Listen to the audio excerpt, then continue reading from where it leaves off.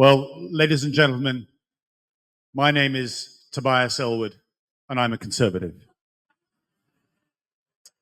It does feel like that, doesn't it? I can't believe that people would even hiss to that.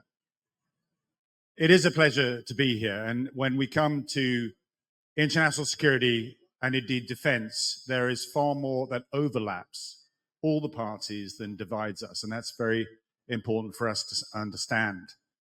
And before I move on to defense, I just want to say something about British politics, because it isn't in a great place. We do need to attract the brightest and the best. We're going to speak about some of the challenges that we face in this country, that we face on the continent. And we do want the best to step forward. And at the moment, they hesitate to do so. And the reason why is because they're put off by the way politicians treat each other, the media as well, but simply because it doesn't look like a worthwhile career. You look around the walls here today and you see some of the giants in the past. I'm looking at Gladstone and Asquith. We've got Lloyd George behind me. In my own party, we have Baldwin going back in time, Disraeli, Peel. You've got Churchill, of course, and going through to Margaret Thatcher and Attlee, Tony Blair. These are giants of characters that have taken our nation forward. So I'm just going to pause there for a second because there are some people talking. If you want to talk, I won't be insulted, but get out the room. Thank you. Now that I've got your attention, I just make it very clear that it does look in our history like we have greats, real giants that look after number 10, take the nation forward. But in between those, we have other prime ministers that simply hold the fort, if you like, waiting for greatness to reemerge. We need greatness to reemerge because of the challenges that are coming over the hill, because of where our world is actually going. Now, victors write the rules. Victors write the rules. So after the treaty, after the 30 Years' War, we had the Treaty of Westphalia. That kept Europe at bay. It was the agreed set of rules that countries would abide by. But eventually, countries, errant nations, leaders chose to exploit the differences and war began again. Then we had the Treaty of Utrecht in 1713. That lasted for a couple of generations. Then we had, of course, what Napoleon did. That led to, again, the need to Western nations, some nations, to bring peace back. And we had the Vienna Congress of 1815. That lasted for a certain amount of time until, of course, the First World War, we had the Treaty of Versailles. How long did that last? Only a couple of generations. And then we had the Second World War, for which we then had the Bretton Woods organizations, the rules-based order as we know today.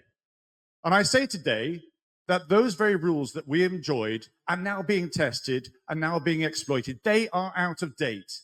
Which nation, which leader is going to have the courage to lead the charge to update them? Because right now, we've had 30 years of relative peace, really, and we've become complacent and we've also become risk averse. And three countries that don't necessarily have a lot in common. That's a Chinese communist state, a Russian centralized dictatorship, and of course an autocratic, theocratic Republic of Iran. Iran, China, and Russia. Not natural allies in any sense of the word. Know your history?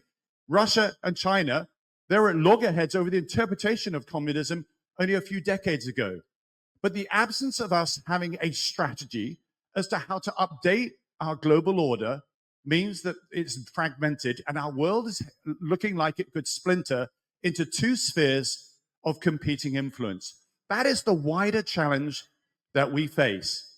Unfortunately, where politics is going, because it's done on electoral cycles and so forth, people are becoming more independent, more siloed, more separate from the rest of the world. And if Donald Trump gets elected in the United States, we're likely to see more of that.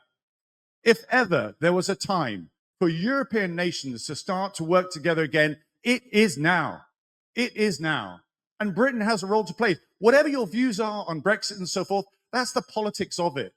The bigger security threat that we need to get our heads around. And if we don't, then we are in for an extremely bumpy decade, because other nations are looking to see where things will fall over the next decade, over the next 10 to 20 years. The Global South are watching, waiting to see whether China is really going to be able to advance its influence and other nations to join that, or is the West going to pluck up courage, update its global order rules, and invite an off-ramp that allows us to avoid World War III? That is the challenge that politicians and parliamentarians need to face. And I go back to the starting point. We'll only do that if we actually attract the best and brightest. All those names, all those prime ministers of the past that we've had, they gave up industry, academia, the military, economics, to give up politics, to give up their work to enter politics. We need the next generation to do the same. And right now, people are put off. It's up to us as a nation to attract more and more people into the world of politics so we can indeed show the leadership that's required. And Ukraine is a great example of that, of us starting to hesitate to provide the support that Ukraine requires, because Russia is resorting to type. If you played that game of Risk, the green area is pretty hard to defend. And Russia, through its history, has recognized that, whether it be the Mongols, the Swedes, the Poles, Napoleon, or indeed Hitler, they constantly, it's in their mindset that they will be attacked unless they attack. And you saw this. Ivan the Terrible went east. Peter the Great went north. Catherine the Great went south. And of course, Stalin went west.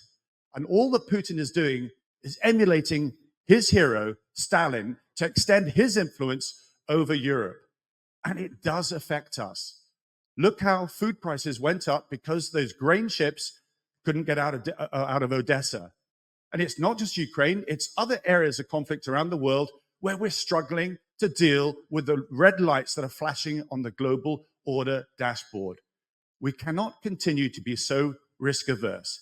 We have to recognize where our world's going, and we have to invest in our defense. And that is something I hope that whether we're being in the Liberal Party or indeed in the Labour Party or indeed in the Conservative Party is something that we can all unite about.